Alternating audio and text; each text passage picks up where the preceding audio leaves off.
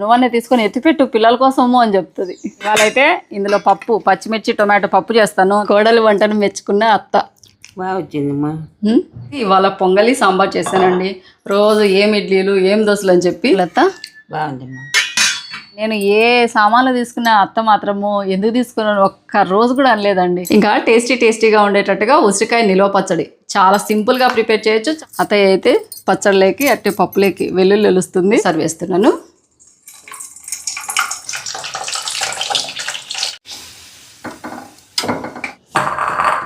అప్పుడు కాలం వాళ్ళకేనండి కాళ్ళ నొప్పులు కానీ నడుముల నొప్పులు కానీ ఏవి. అత్తయ్యకైతే ఇప్పుడు కొంచెం మోకాల నొప్పులు అనే కానండి, పాదాల నొప్పులు కానీ నడుముల నొప్పులు కానీ ఏవీ లేవండి. మన ఇంటి మన చెట్టు మీది కాయలు, ఆ టేస్ట్ ఆ రుచి వేరే లెవెల్ కదా. ఇదిగోండి ఇలా ఆయిల్ తేలుతూనే ఉండాలన్నమాట. బాయ్ అండి. బాయ్. హాయ్ అండి, good morning, welcome back to our channel మా ఇంటి హరివిల్లు. ఎలా ఉన్నారు మీ అందరూ? ఏం చేస్తున్నారు? బాగున్నారా? మేమైతే చాలా బాగున్నాము. మీరు కూడా చాలా చాలా చాలా బాగుండాలని మనస్ఫూర్తిగా దేవుని కోరుకుంటూ, ఇంకా కార్తీక మాసంలో అందరూ పూజలు ఎలా చేస్తున్నారో తప్పకుండా కామెంట్ చేయండి. ఇంకా నేనైతే అంత పెద్ద పూజలు అనేది చేయకూడదు కనుక నార్మల్గా ఇంట్లో దీపాలు వెలిగించి పూజ చేస్తున్నాను. ఇంట్లో పూజ అయిపోయిన తర్వాత ఇంకా హాల్లో కొంచెం తీసుకొని వచ్చాను కదండి హంపీలో, ఇందులో ధూపం వేస్తున్నాను. పూజ అయిపోయిన తర్వాత ఇలా హాల్లో కొంచెంగా మనం ధూపం వేసామనుకోండి, మంచి ప్లెజెంట్గా మంచి సువాసన వెదజల్లుతూ హాల్ అంతా సుగంధభరితంగా ఉంటుంది. అంతేకాకుండా చాలా మంచి పాజిటివ్ వైబ్స్ అనేది వస్తాయండి. ఆ శ్రీ మహాలక్ష్మి అమ్మవారి కటాక్షం మన ఇంటిపై ఎల్లప్పుడూ ఉంటుందని నేను నమ్ముతుంటాను. మా అత్తయ్య నాకు అదే నేర్పించింది, నేను మీకు అదే చెప్తూ ఉంటాను.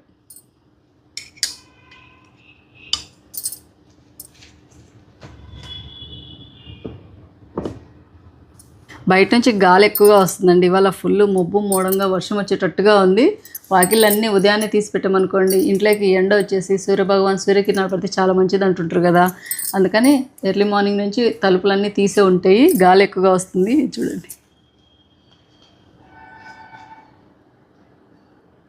ఇంకా బ్రేక్ఫాస్ట్ వచ్చేసి ఇవాళ పొంగలి సాంబార్ చేశానండి. రోజు ఏం ఇడ్లీలు ఏం దోశలు అని చెప్పి కుక్కర్లో కనుక చాలా తొందరగానే రెడీ అయిపోతుంది కదా. పైగా హెల్త్కి కూడా చాలా మంచిది అనమాట పొంగల్. ఇంకా పిల్లలు తిన్నారు, అత్తయ్య తిన్నారు.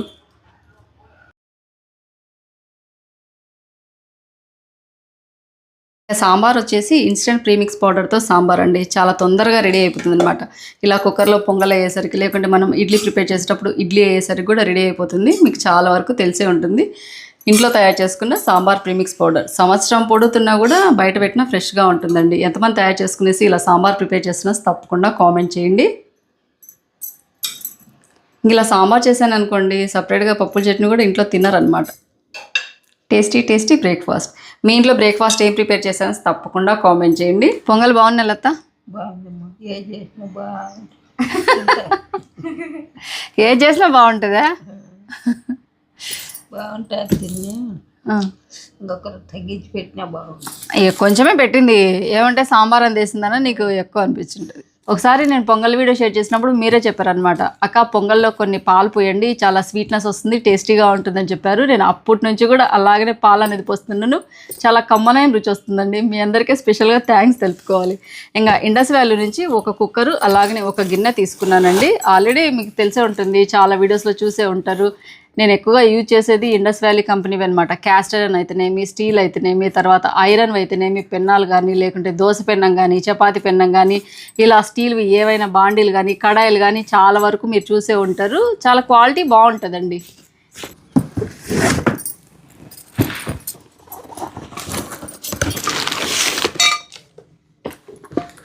ఆల్రెడీ ఇండస్ వ్యాలీ నుంచి చాలా కుక్కర్లు నేను యూజ్ చేస్తున్నానండి. క్వాలిటీ చాలా బాగున్నాయి. అవేంటంటే కొంచెం ఫ్లాట్ బేస్ ఉన్నటివి, కొంచెము హైట్ తక్కువగా ఉన్నట్టు తీసుకున్నాను కదా. ఊరికి ఆడికి ఈడికి అట్లా ట్రాన్స్ఫర్ అవుతూ ఉంటాయి అన్నమాట. అందుకని మళ్ళీ తెప్పియాల్సి వచ్చింది. ఇదిగోండి లోపల లిడ్ వచ్చిన కుక్కర్ అనమాట. ఇది 5 లీటర్స్ కుక్కరు.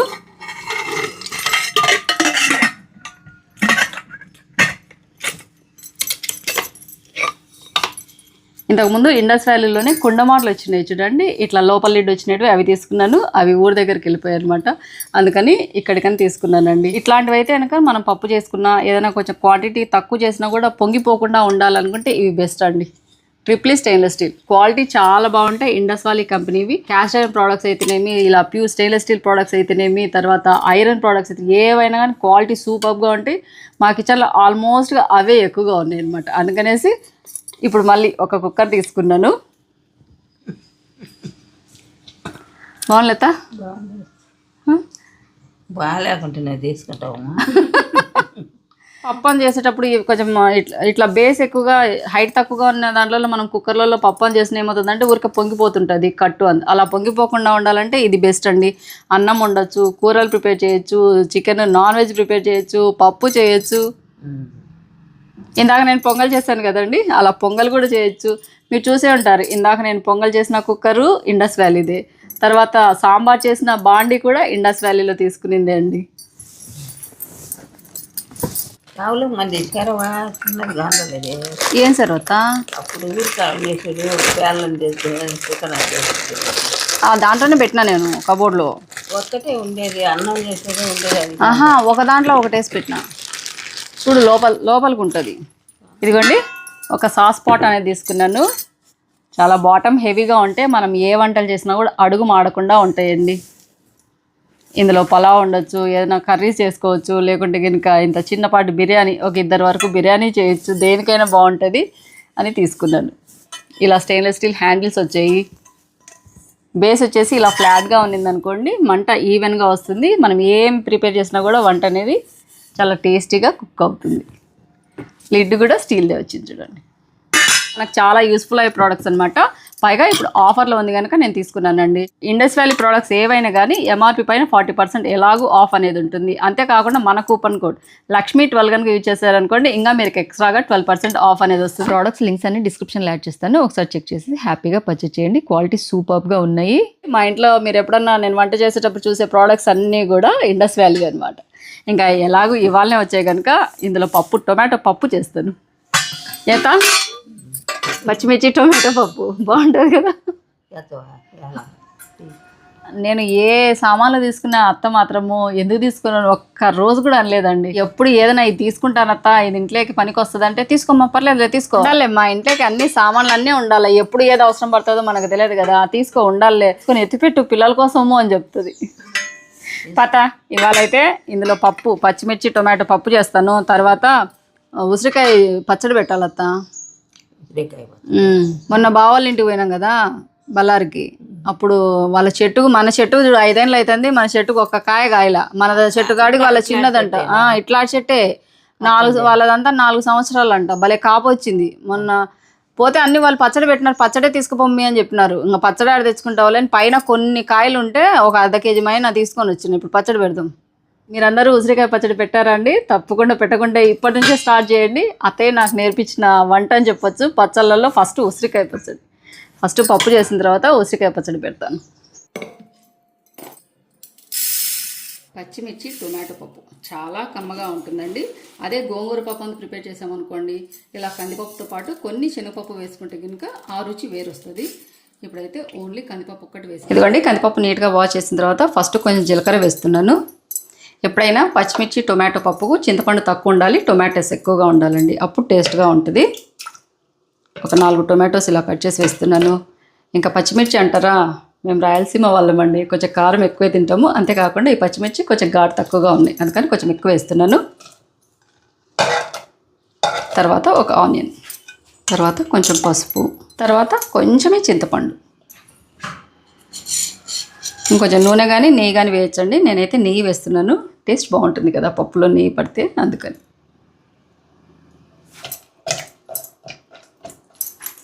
ఇంకా అంతే అండి, కుక్కర్ మూత పెట్టేసి మన కందిపప్పును పట్టేసి 2 విజిల్సా 3 విజిల్సా రానిస్తే సరిపోతుంది. మా కందిపప్పు అయితే కనుక ఒక 3 విజిల్స్ వస్తే కానీ ఉడకదండి.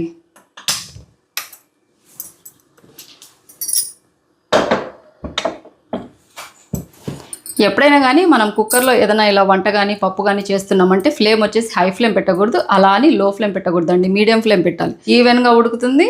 అంతేకాకుండా ఊరికనే పొంగు రావడము, విజిల్స్ రావడము అలా కాకుండా ఉంటాయండి. అది చిన్నపాటి బెస్ట్ టిప్, మనందరికీ తెలుసులేండి. కొత్తగా ఇప్పుడు వంట నేర్చుకునే వాళ్ళకు బేసిక్ థింగ్ అనమాట.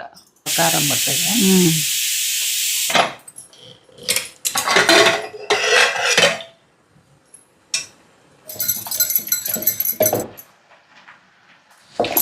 టేస్టీ టేస్టీ పచ్చిమిర్చి టొమాటో పప్పు ఎంతమందికి ఇష్టం వస్తే తప్పకుండా కామెంట్ చేయండి. ఇంకా మరీ పప్పు అనేది మెత్తగా ఉండకూడదండి, ఇలాగనే ఉండాలన్నమాట. ఇంకా తాలింపు వచ్చేసి కొన్ని ఎక్కువగా వెల్లుల్లి రెబ్బలు, కొంచెం తక్కువ ఆనియన్స్ అది వేసి తాలింపు వేస్తే సూపర్ టేస్టీగా ఉంటుంది.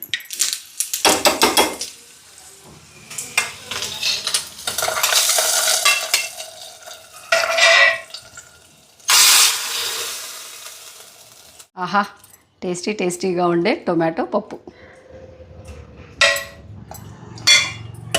సింపుల్గా ఇలా కుక్కర్లు ఉంటే 2 నిమిషాల్లో రెడీ అయిపోతాయి కదండి. మనకు కూడా పని సులువు అవుతుంది. పైగా స్టెయిన్లెస్ స్టీల్ కనుక డిష్ వాషర్ సేఫ్ కూడా. ఇంకా టేస్టీగా ఉండేటట్టుగా ఉసిరికాయ నిల్వ పచ్చడి చాలా సింపుల్గా ప్రిపేర్ చేయొచ్చు. చాలా రకాలుగా కూడా మనం ప్రిపేర్ చేస్తుంటాం కదండి. నేనైతే మా అత్తయ్య నేర్పినట్టుగా ఈ విధంగా ప్రిపేర్ చేస్తాను. సంవత్సరం పొడుగుతున్నా కలర్ మారకుండా ఉంటుంది, అంతే రుచికరంగా ఉంటుందండి. ఇదిగోండి ఉసిరికాయలు. ఈ ఉసిరికాయలు మొన్న బళ్ళారి వెళ్ళినప్పుడు మా బావగారి వాళ్ళ ఇంట్లో చెట్టుకు తీసుకొని వచ్చానండి. మా చెట్టుకి ఎప్పుడు కాస్తుందా అని ఎదురు చూస్తున్నాను. ఇదిగోండి ఒక 1/2 kg వరకు ఉంటాయి. దగ్గర 4-5 రోజులు పైన అయింది కదండి తీసుకుని వచ్చి. అక్కడక్కడ కొంచెం రాలి పన్నెటివి ఉన్నాయి కదా, ఇవన్నీ పక్క తీసేసి మంచికాయలతో ఇప్పుడు పచ్చడి అనేది పెడతాను. ఇలా మంచినీళ్ళు తీసుకునేసి ఉసిరికాయలన్నీ వాష్ చేయాలండి.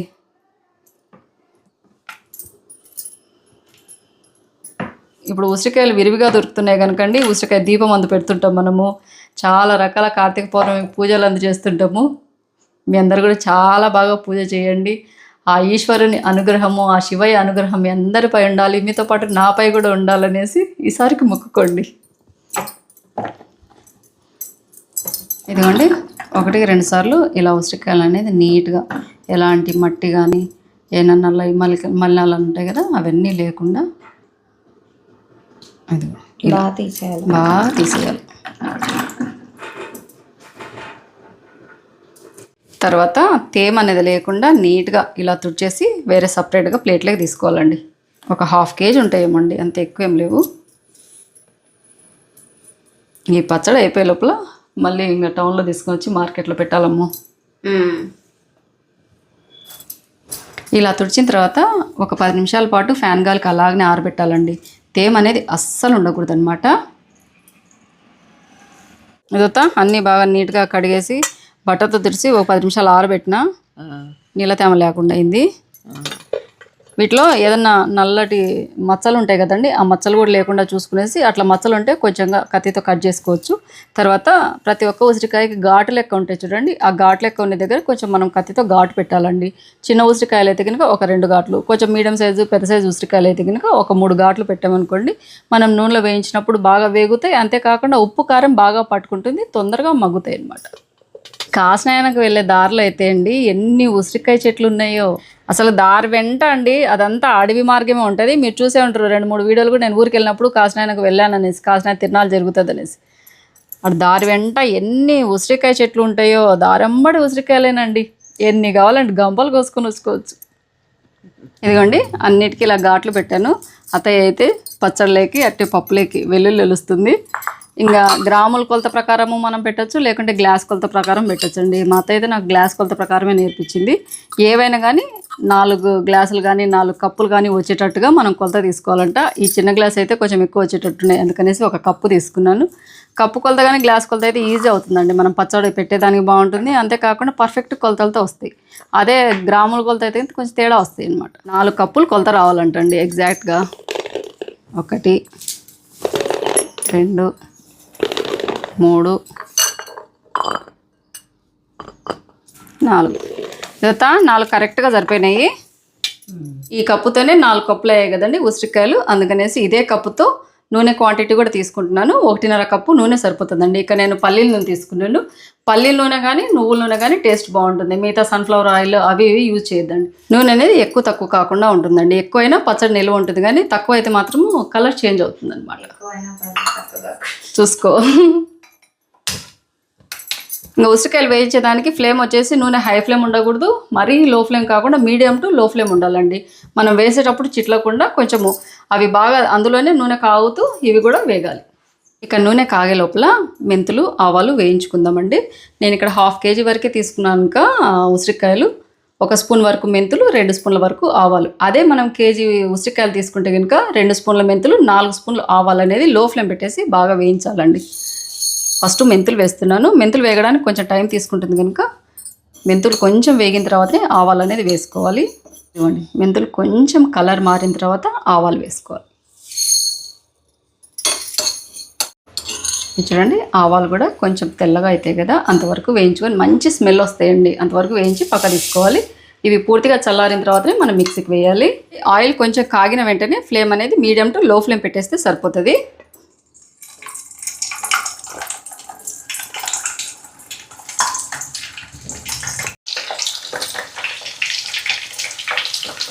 మరీ ఎర్రగా కాకుండా కొంచెం గోల్డెన్ కలర్లోకి వస్తాయి చూడండి, అంతవరకు వేయిస్తే సరిపోతుంది.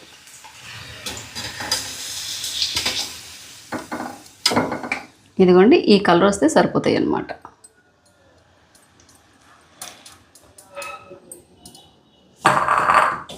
ఇదిగోండి, అన్నీ ఇలా వేయించి తీసిన తర్వాత అదే నూనెలో లో ఫ్లేమ్ పెట్టేసి కొన్ని ఆవాలు, తర్వాత కొన్ని వెల్లుల్లి రెబ్బలు పచ్చివైన వేసుకోవచ్చు, నేనైతే ఇందులోనే వేస్తున్నాను. తర్వాత కరివేపాకు, ఎండుమిరపకాయలు, తర్వాత కొంచెం ఇంగువ. అంతే అండి, స్టవ్ ఆఫ్ చేస్తున్నాను. నూనె పూర్తిగా చల్లారాలండి. అంతలోపల చింతపండు రసం అనేది తీసుకుందాము. చింతపండు కొలత వచ్చేసి ఇక్కడ నేను 1/2 kg వరకు ఉసిరికాయలు తీసుకున్నాను. ఇంకా 50 గ్రాముల వరకు చింతపండు సరిపోతుందండి. వేడి నీళ్ళల్లో ఇలా నానబెట్టాలి. ఇప్పుడు గుజ్జు తీసుకోవాలి. చింతపండు గుజ్జు కూడా చిక్కగా ఉండాలండి. తర్వాత ఇలా బాండి తీసుకొని పైన ఒక స్ట్రైనర్ వేసేసి ఇదంతా పిప్పి తీసేసుకోవాలి. ఇదిగోండి, ఇలా స్ట్రైనర్ వాడామనుకోండి పిప్పి అంతా ఈజీగా పక్కకు వచ్చేస్తుంది. ఇదిగోండి, దీంట్లో మళ్ళీ కొన్ని నీళ్లు పోసుకోవాలన్నమాట. కాచి చల్లార్చిన వాటరే తీసుకుంటున్నానండి. ఇందాక కాంచాను కదా చింతపండు నానబెట్టేదానికి, అదే నీళ్ళు కొన్ని మిగిలింటే నీళ్ళు తీసుకున్నాను.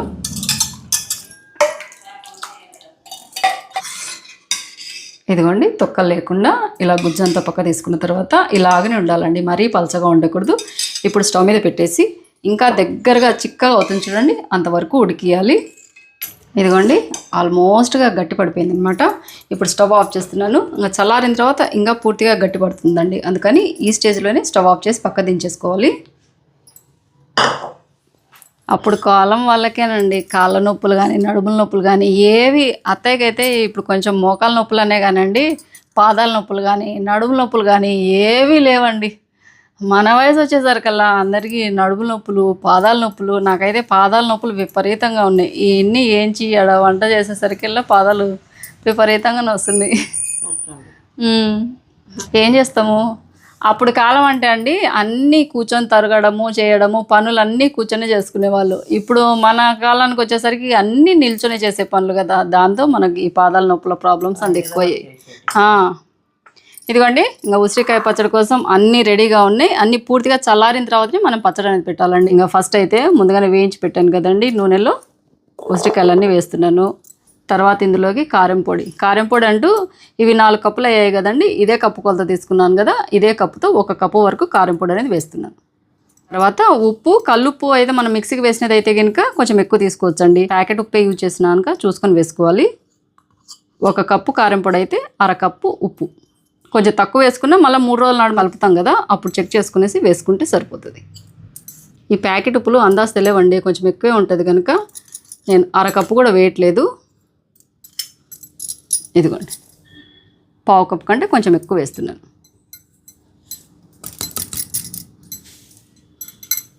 తర్వాత మిక్సీకి వేసాం కదండి మెంతులు, అలాగనే ఆవాల పొడి మెత్తగా పౌడర్ అయ్యేటట్టుగా మిక్సీకి వేసుకోవాలి.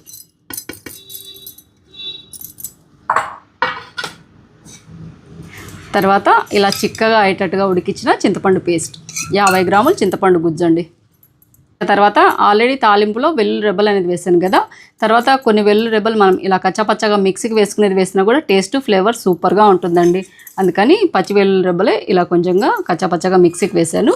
ఇంకా నూనెలో వేగినట్టు ఆ టేస్ట్ వేరు వస్తుంది. ఇదిగోండి, అన్నీ వేసాక ఒకసారి బాగా కలిపిన తర్వాత నూనె పోస్తే సరిపోతుంది. నూనె ఎంత పోస్తున్నాను,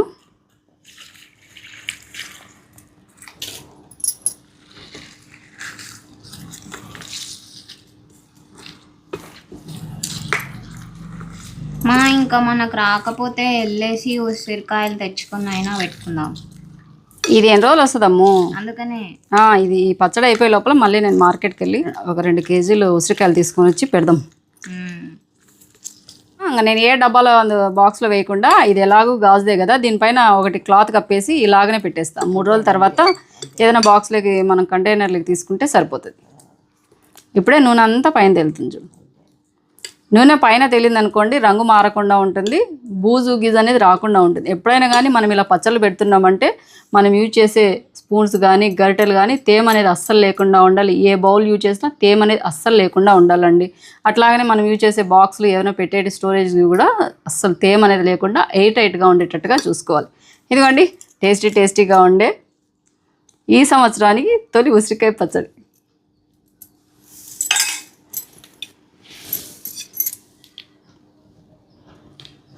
ఆహా, తాలింపు వేస్తుంటేనే ఇల్లంతా గుమాలింపు వస్తుంది.